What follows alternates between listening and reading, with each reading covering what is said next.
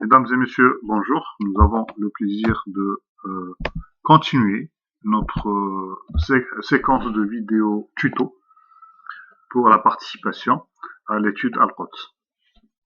Et là, on va vous expliquer comment clôturer un cas que vous avez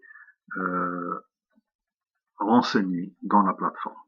Alors bien sûr, vous connaissez tous actuellement maintenant comment accéder à la plateforme dédiée à cette étude. Simplement, vous n'avez qu'à taper al-du6cods.org et vous avez accès à la page de l'étude Al-Quds. Par la suite, vous devez vous identifier.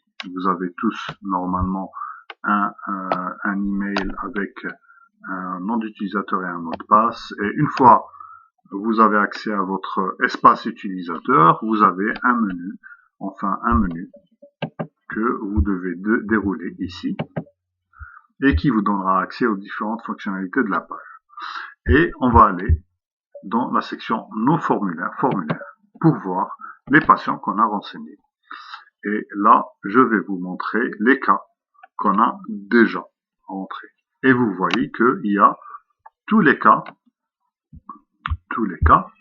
sont rapportés avec un nombre chronologique selon la date d'entrée ou d'initiation du formulaire. Ainsi, le premier formulaire que j'ai entré portera le numéro 1 et le dernier portera le numéro 8. Vous allez voir que chaque formulaire est subdivisé en 4 sections. Les sections qui sont du formulaire qui sont renseignées sont en vert et les sections qui sont manquantes sont en rouge.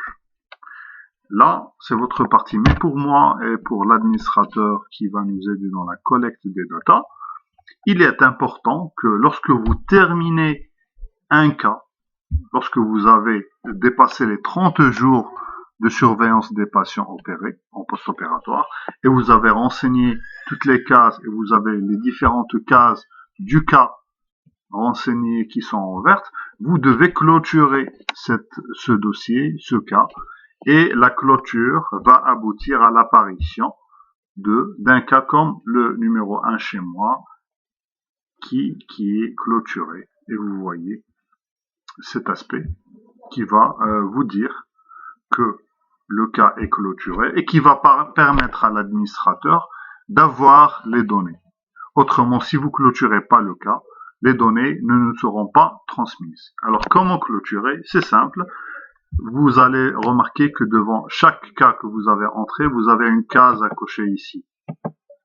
Et cette case à cocher va vous permettre de clôturer les cas que vous avez entrés. Et vous voyez que lorsqu'il y a une case qui n'est pas totalement renseignée, suffisamment renseignée, qu'il soit une ou plusieurs en rouge, vous aurez un message d'erreur qui va vous dire étude numéro Al-Quds Tijen Anissou, votre nom 003 incomplète. Merci de cliquer sur les boutons rouges pour remplir.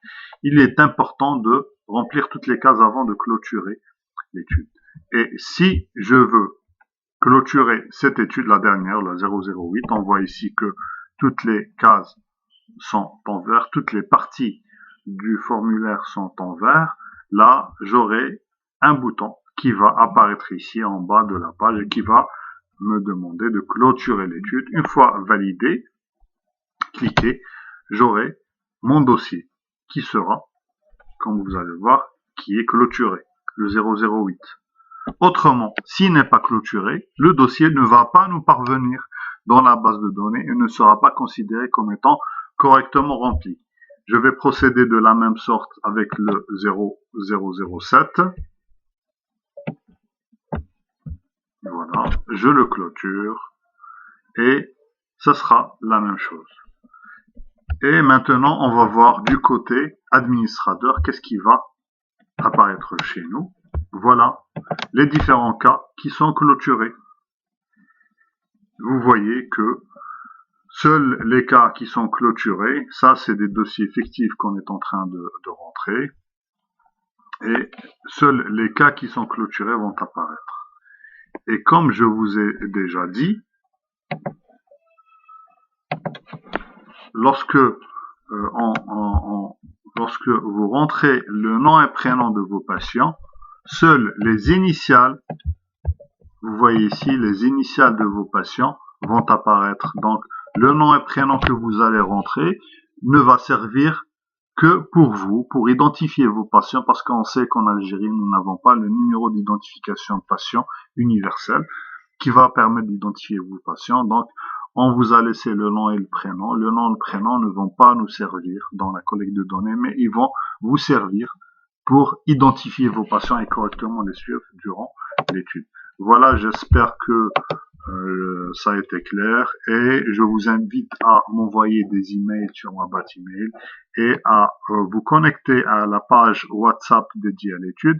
Si vous avez besoin de questions, vous pouvez me contacter à tout moment. Voilà, je vous remercie et voilà, dans quelques jours, le 1er janvier, notre étude nationale va commencer et j'espère que votre participation sera très active à cette étude. Merci beaucoup.